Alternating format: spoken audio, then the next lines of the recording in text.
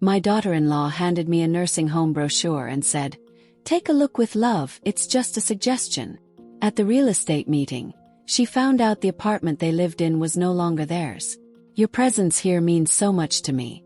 Watch until the end and leave a comment telling me which city you're watching from. I want to see how far my story has reached." My daughter-in-law handed me a nursing home brochure and said, "Take a look, it's just a suggestion." At the real estate office meeting, I learned that the apartment where we lived wasn't theirs anymore. Or rather, it wasn't ours. It was just theirs. I stared at the glossy pamphlet in my hands, beautifully decorated with smiling elderly people playing bingo and doing water aerobics. Sunset Meadows Assisted Living, the cursive font announced cheerfully.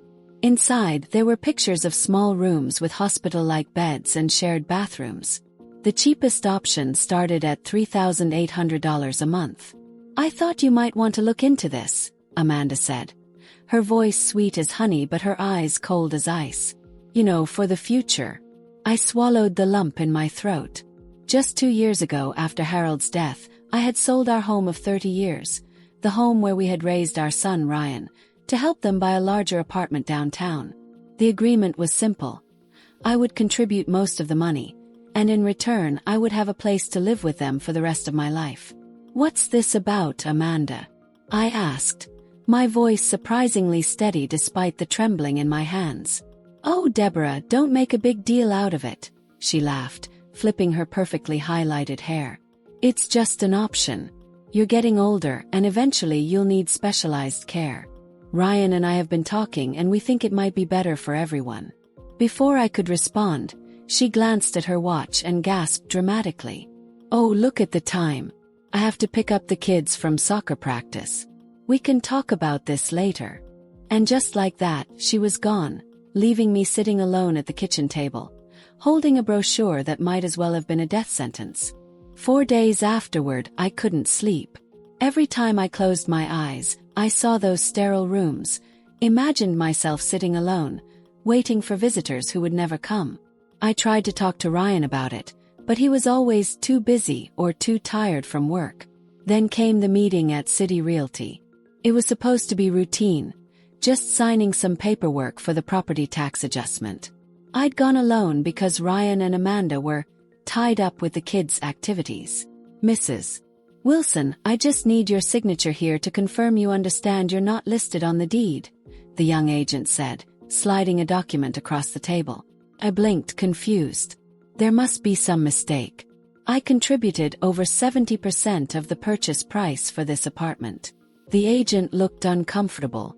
"According to our records, the property is solely in the names of Ryan and Amanda Wilson. Your name doesn't appear anywhere on the paperwork."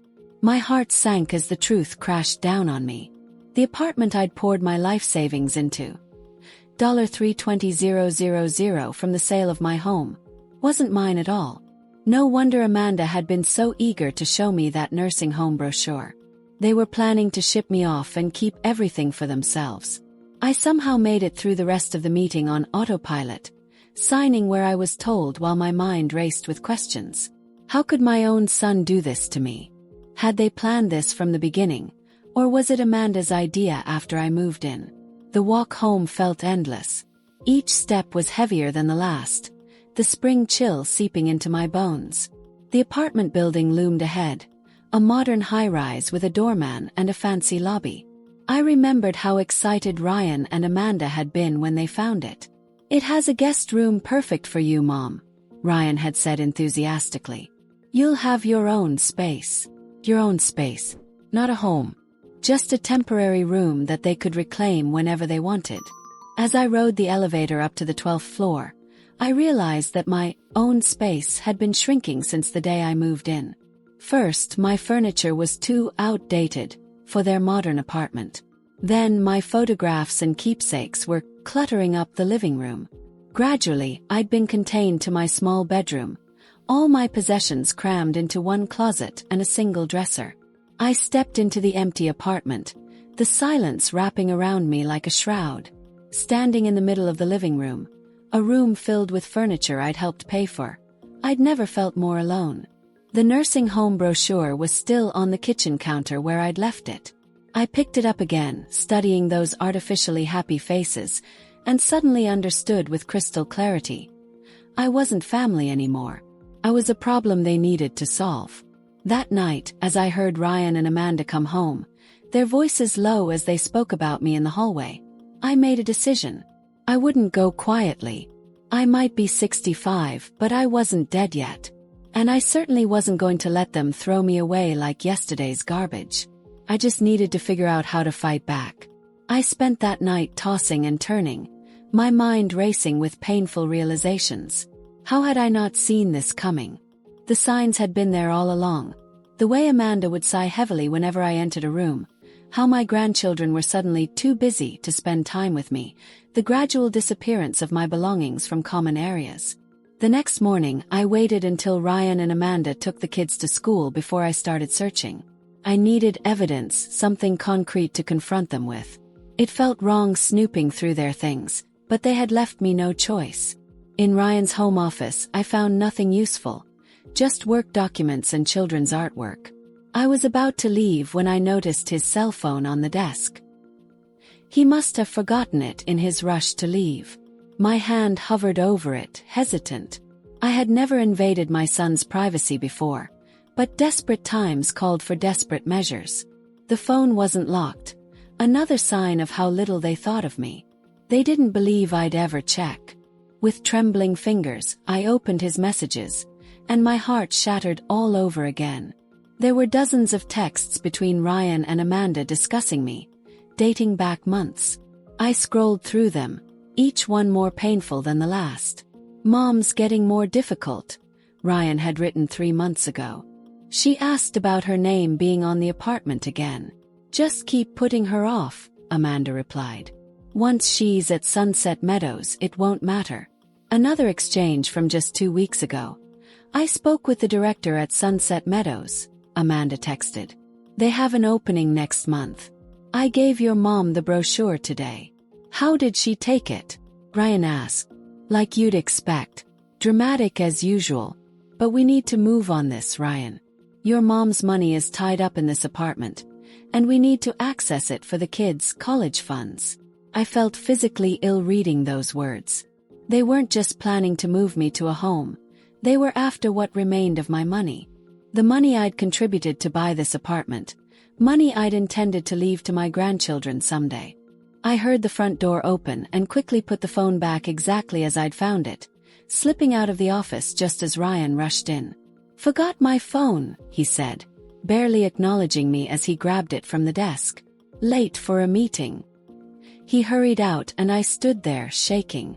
Not from fear but from rage. Pure white-hot rage. That evening, I waited until after dinner, when the kids were doing homework in their rooms. Ryan and Amanda were in the living room, her scrolling through social media while he watched sports.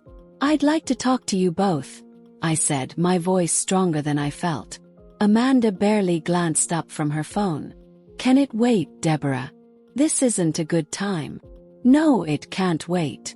I sat across from them. "I want to know why my name isn't on the deed to this apartment." The room went silent. Ryan and Amanda exchanged glances. "Mom, what are you talking about?" Ryan finally said, but I could see the guilt in his eyes. "I was at City Realty yesterday. They showed me the paperwork. This apartment is only in your names, despite my contribution of over $300,000. Amanda put down her phone, her expression hardening. "Deborah, you're confused. Your memory hasn't been the best lately." "My memory is fine," I said coldly. "What's not fine is discovering that my own son and his wife have been plotting to ship me off to a nursing home so they can keep my money." Ryan's face flushed.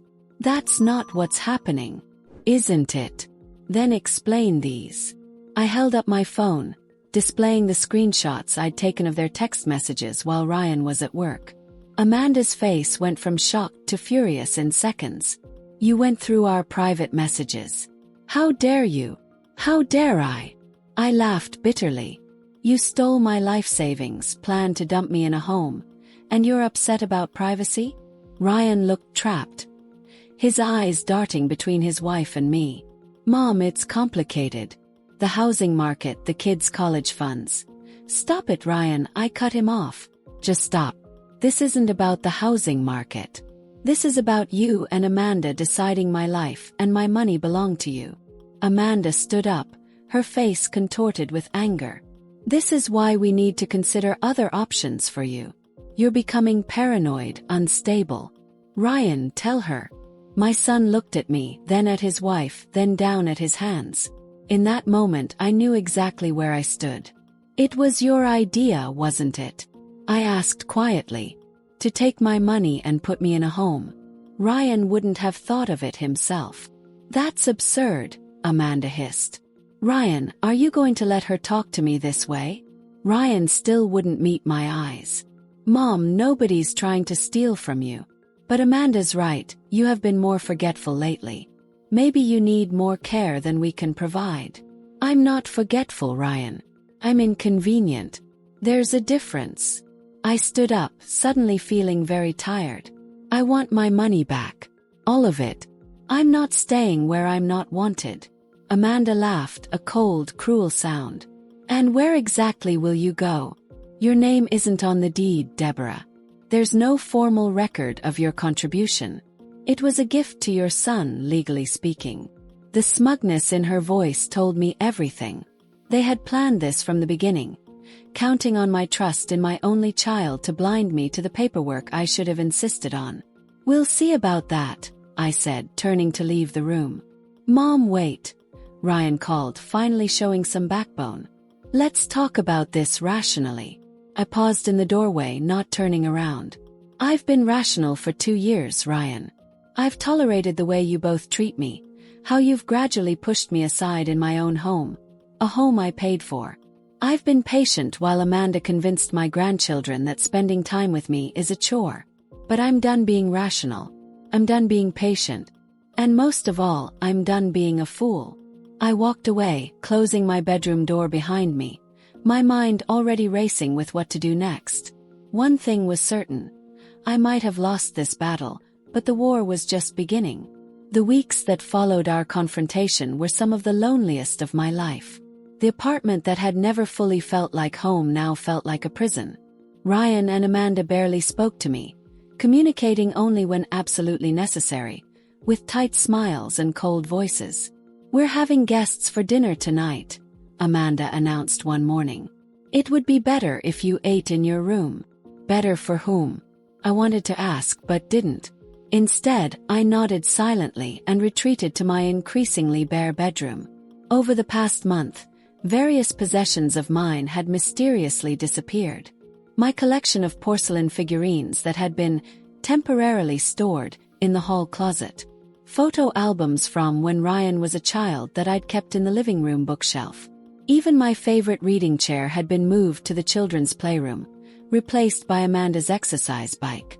"We're donating some old things to charity," Amanda explained when I asked about a missing box of Harold's letters. "We must have mixed up the boxes. I'll check if we can get them back." She never did, of course. My only refuge was my small bedroom, which grew emptier by the day. I'd taken to hiding my most precious possessions. My wedding ring, Harold's watch, a few family photographs. In a hollowed-out book I kept under the mattress, afraid they would accidentally end up in the donation pile as well. "Grandma, Mom says we're not supposed to bother you anymore," my 8-year-old granddaughter Lily whispered one afternoon when she snuck into my room. "She says you're not feeling well and need lots of rest." I pulled her close, inhaling the sweet scent of her apple shampoo. "I'm perfectly fine, sweetheart. I always have time for you. Mom also said you're confused sometimes and might say strange things."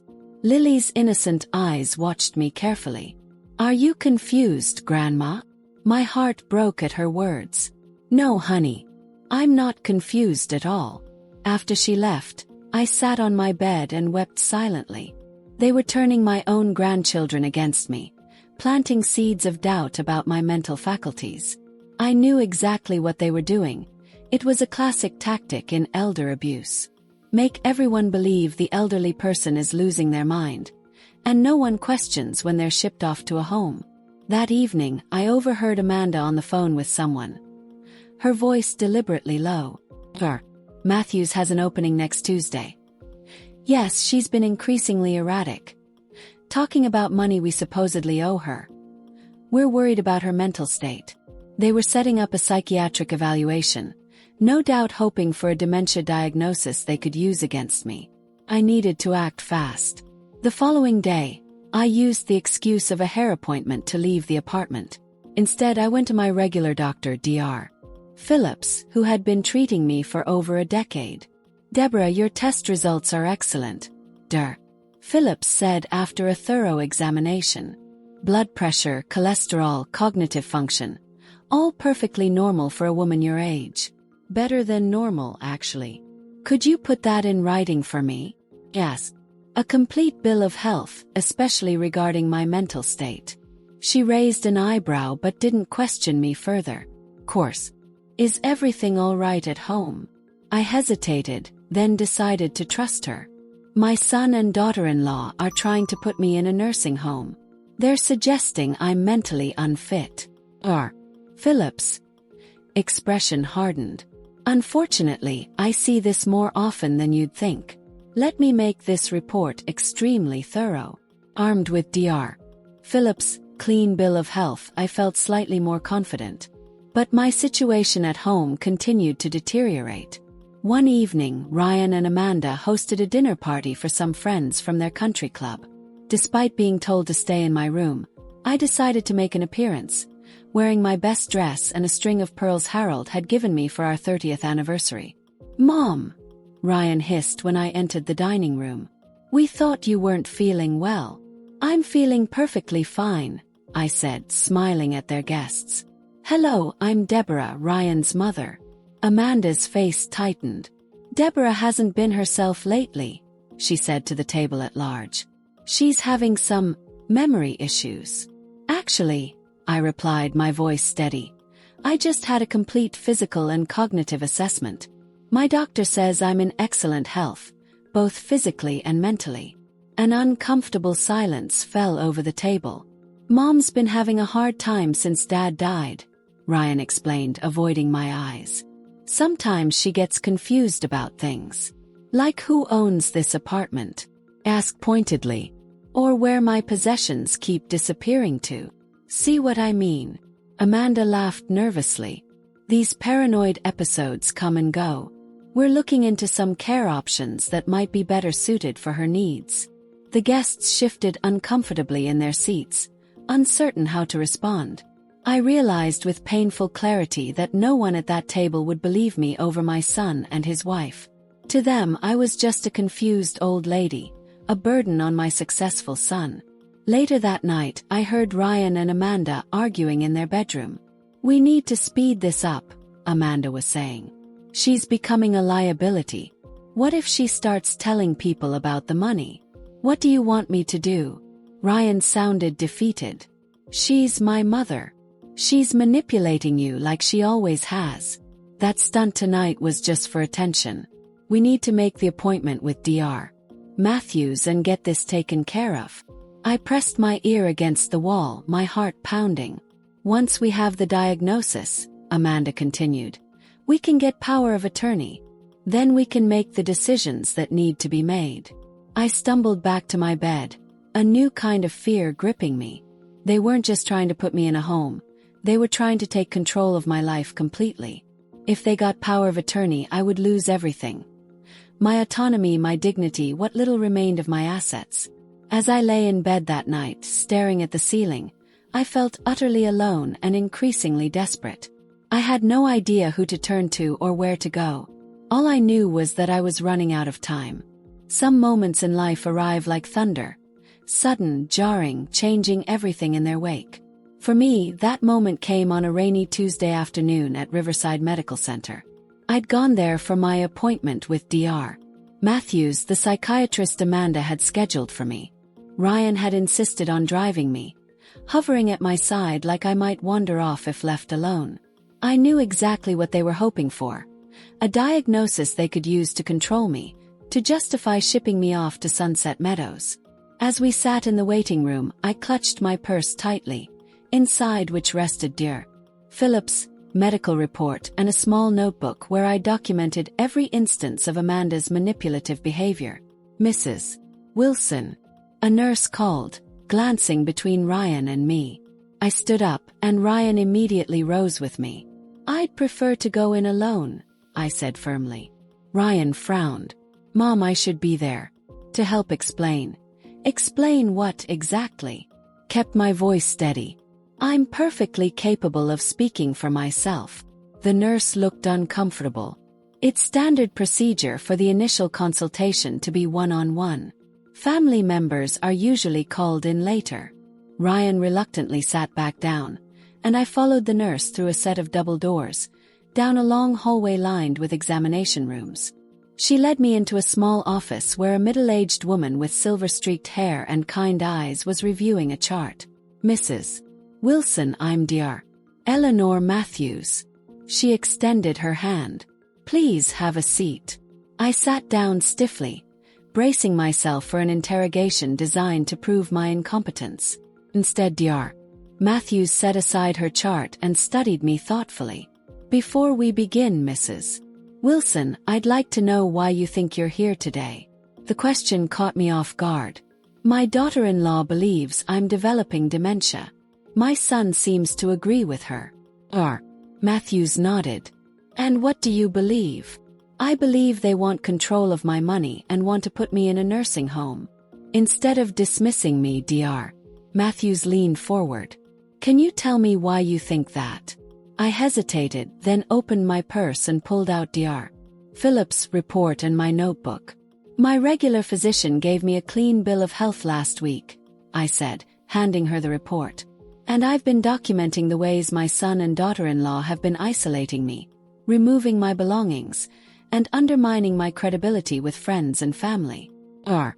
Matthews spent several minutes reviewing both documents, her expression growing increasingly troubled. Finally, she set them down and looked at me directly. "Mrs. Wilson, I've been practicing geriatric psychiatry for over 20 years. In that time, I've seen many families bring in elderly relatives they claim are suffering from dementia or other cognitive impairments." A pause. "Sometimes they're right. Often they're genuinely concerned. But sometimes they have other motivations." I finished for her. "Yes." She nodded gravely. "From what I'm seeing here, and from our conversation, I don't see any indications of cognitive impairment. What I do see are red flags for elder abuse, specifically financial exploitation and emotional abuse." I felt a sudden rush of validation, followed quickly by a wave of sadness. Having a professional confirm what I suspected should have been a relief, but instead, it only cemented the painful reality that my own son was trying to take advantage of me. "What happens now?" I asked quietly. "That depends on what you want to do," Dr. Matthews replied. "I can document my findings, which contradicts what your family is suggesting. I can also connect you with resources, legal advisors who specialize in elder rights, support groups, social services that might help you find independent living arrangements if that's what you want." "You believe me?" I whispered, tears welling in my eyes. It had been so long since anyone had. "Yes, Mrs. Wilson, I believe you." She reached across the desk and squeezed my hand. "And you're not alone. Unfortunately, what you're experiencing happens far too frequently." Dr. Matthews spent the next hour discussing my options. As a psychiatrist with expertise in elder care, she had connections with social workers, legal aid, and support groups specifically for seniors in situations like mine. By the end of our session, I had a list of resources and a follow-up appointment scheduled for the following week. "What should I tell my son?" I asked as our time drew to a close. Dr. Matthews considered this. "For now, it might be safer not to reveal everything we've discussed. If you're concerned about backlash, simply say we're running some additional tests and need to see you again. It will buy you time to make arrangements." As I left her office, I felt something I hadn't experienced in months. Hope. In the waiting room, Ryan stood immediately, his expression a mixture of impatience and anticipation. "Well, what did the doctor say?" I gave him a vague smile. She wants to run some additional tests. I have a follow-up appointment next week. Ryan frowned, clearly disappointed by the lack of an immediate diagnosis he could use against me. That's it. She didn't say anything else. Doctor-patient confidentiality, Ryan. You know how it is. The drive home was silent, with Ryan casting occasional suspicious glances my way. I pretended not to notice, my mind already working through the information Dr. Matthews had given me. 3 days later I met with Eleanor, she'd insisted I call her by her first name, at a small cafe far from my son's apartment. She introduced me to Sarah Chen, a social worker specializing in elder advocacy. What happened to you is more common than most people realize, Sarah explained gently.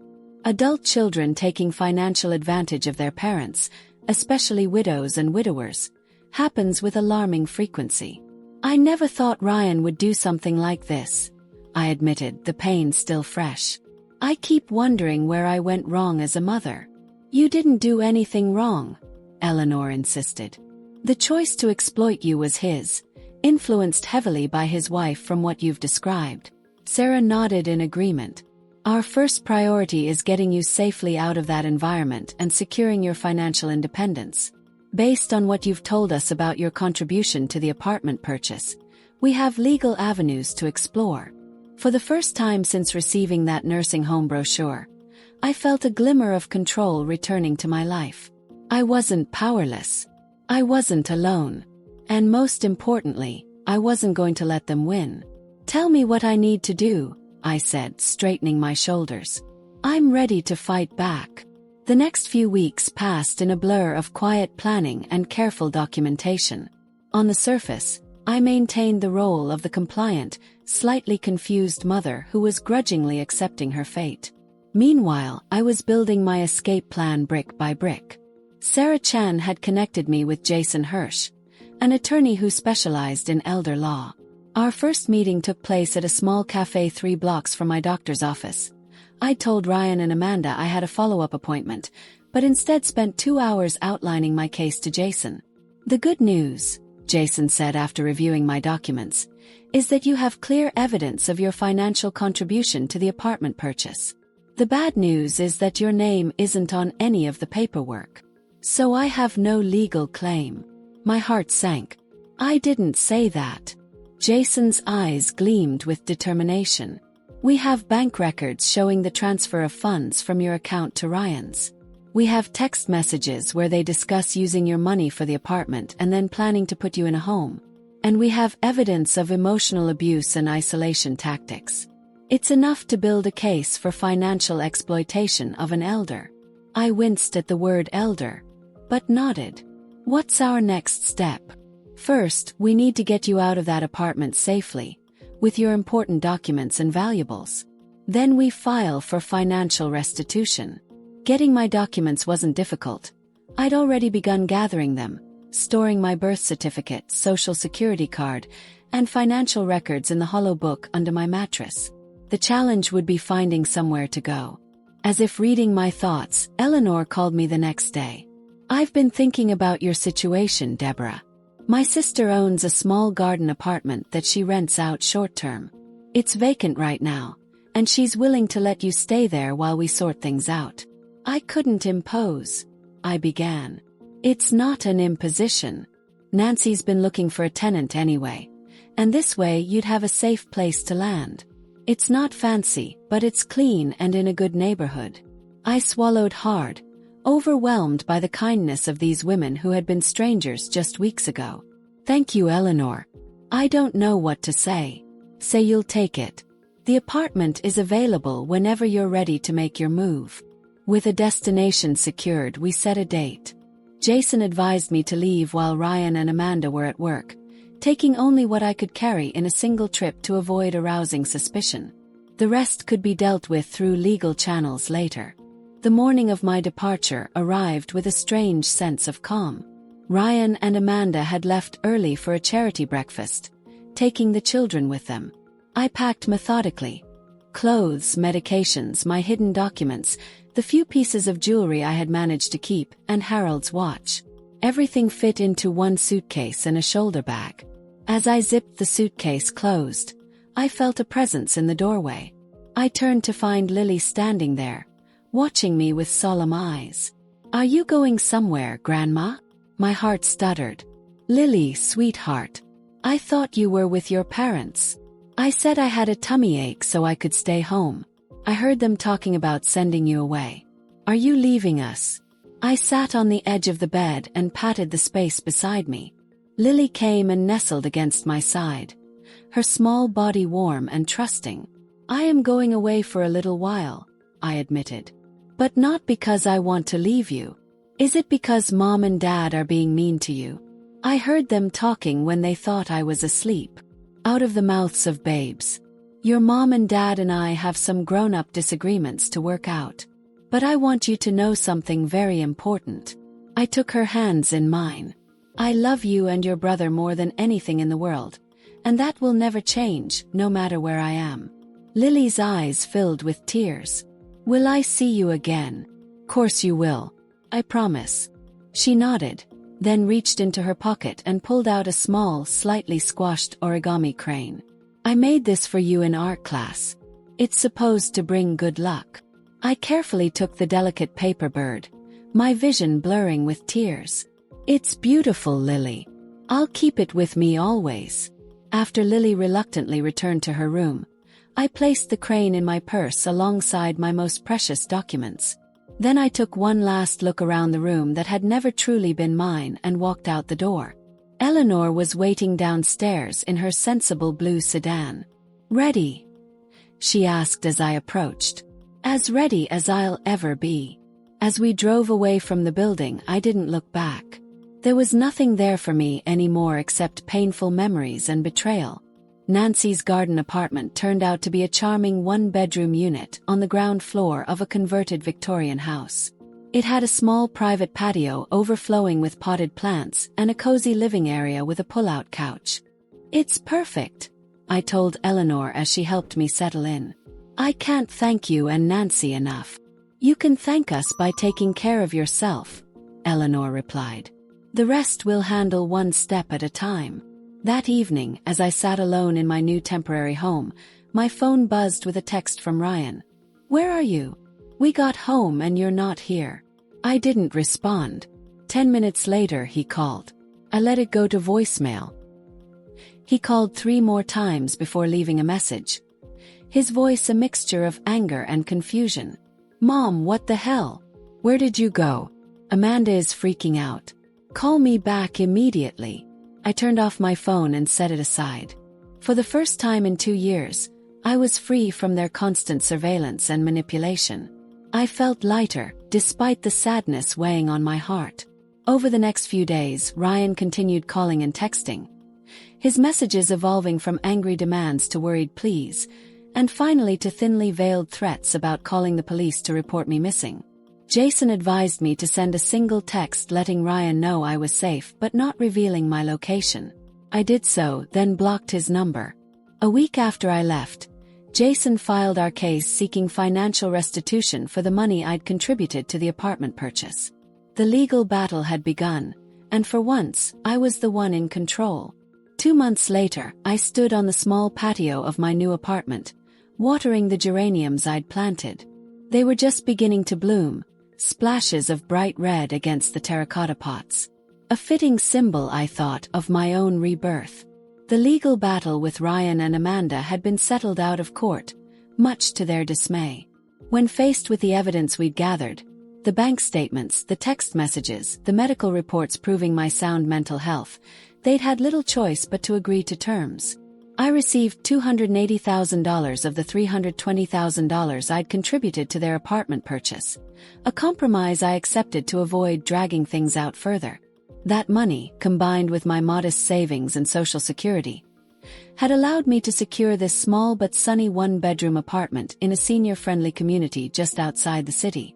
It wasn't the retirement I'd imagined when Harold was alive, but it was mine, fully and completely mine. The knock at my door pulled me from my thoughts. I smiled, knowing who it would be before I even answered. Sure enough, Eleanor stood there, holding a small potted orchid. Housewarming gift, she announced, stepping inside. Though you seem to be turning this place into a botanical garden all on your own. I laughed, placing the orchid on my kitchen counter. I've discovered I have a green thumb. Who knew? In the months since our first meeting, Eleanor had become more than my psychiatrist. She'd become my friend. She'd stood by me through the legal proceedings, the painful fallout with Ryan, and my search for a new home. Our weekly sessions had gradually evolved from therapy into friendship, and I was grateful for her steady presence in my life. "How are you settling in?" she asked, accepting the cup of tea I offered. "Better than I expected. I've met a few neighbors. There's a book club that meets in the community room on Thursdays, and a walking group on Tuesday mornings. You look happy, Deborah. It suits you." I sipped my tea thoughtfully. I am happy most of the time, but I still miss my grandchildren terribly. Eleanor nodded sympathetically. "Any progress on that front?" The court granted me visitation rights. I get to see them one Saturday a month, without Amanda present. It was less than I'd hoped for, but it was a start. Ryan drops them off and picks them up. We don't say much to each other. How is he handling everything? I sighed, remembering the last time I'd seen my son. He'd been thinner, with dark circles under his eyes. "Not well, I think. Amanda is..." "Well, Amanda. I've heard from mutual friends that they're having problems. Part of me feels guilty about that." "Don't," Eleanor said firmly. "You didn't create this situation. They did." We chatted for a while longer before Eleanor had to leave for another appointment. As I walked her to the door, she turned to me with a thoughtful expression. "I almost forgot. There's someone I'd like you to meet. A gentleman in my bereavement group, Harold Bernstein. He lost his wife about 3 years ago and has been struggling to find his footing. I thought perhaps you might have lunch with him. As friends, of course." I raised an eyebrow. "Eleanor Matthews, are you playing matchmaker?" She laughed. "Not exactly. But you both have a love of gardening and classic films, and frankly you could use more friends your own age. Just think about it." After she left, I did think about it. The idea of meeting someone new, even just as a friend, was both terrifying and oddly exciting. My life had changed so dramatically in the past few months that one more change hardly seemed significant. The next day, I received an unexpected phone call from Ryan. "Mom." His voice sounded strained. "Hello, Ryan." I kept my tone neutral, protective walls instantly rising. I wanted to check on you. Make sure you're settling in okay." "I'm fine, thank you." An awkward silence stretched between us. Finally he spoke again. "Lily keeps asking when she can see you again. The once-a-month visitation doesn't seem like enough to her." "It's not enough for me either," I said softly. Another pause. Maybe we could work something out. Outside of the court arrangement. If you wanted to see them more often. I gripped the phone tighter, hope and suspicion warring within me. "I'd like that. But what about Amanda?" Ryan sighed heavily. "Amanda and I are taking some time apart. She moved out last week." The news shouldn't have surprised me, but it did. "I'm sorry to hear that, Ryan." "Are you really?" A hint of the old bitterness crept into his voice. "Yes, I am. Despite everything, I never wanted your marriage to fail. Even after what we did to you." The question hung in the air, the closest thing to an acknowledgement of wrongdoing I'd heard from him since this all began. "Even after that," I confirmed. "You're still my son, Ryan. That never changed." I heard him swallow hard on the other end of the line. "I've made so many mistakes, Mom. I don't even know where to start." "Maybe we can figure it out together," I offered, not quite ready to forgive but willing to open the door to healing. "Why don't you bring the kids this weekend? We could have lunch in the garden here." "I'd like that," he said, his voice thick with emotion. "Thank you." After we hung up, I sat in my favorite chair by the window, watching the afternoon light filter through the curtains. The future stretched before me, no longer dark and threatening but filled with possibilities. I had my independence, a home of my own, new friends, and perhaps a path toward reconciliation with my son. The journey had been painful, but necessary. In trying to discard me, Ryan and Amanda had inadvertently set me free. Free from the role of the convenient grandmother. Free from a home that wasn't truly mine. Free from the manipulation and disrespect I'd endured for too long. The nursing home brochure that started it all still sat in my drawer. I kept it as a reminder, not of betrayal, but of strength. My strength. The strength that had allowed me to rebuild my life at 65, to fight for what was rightfully mine, and to discover that I was far from finished. That evening, I called Eleanor and told her I'd be happy to meet Harold Bernstein for lunch. Then I sat down to plan the menu for my grandchildren's visit, my heart lighter than it had been in years. As I curled up in bed that night, I realized something that made me smile into the darkness. They had tried to relegate me to a last room, a small, sterile nursing home space where I would fade away quietly. Instead, I had found my own space, created my own terms, written my own ending. Or perhaps, I thought as sleep claimed me, it wasn't an ending at all, but a beginning. A beginning that belonged entirely to me.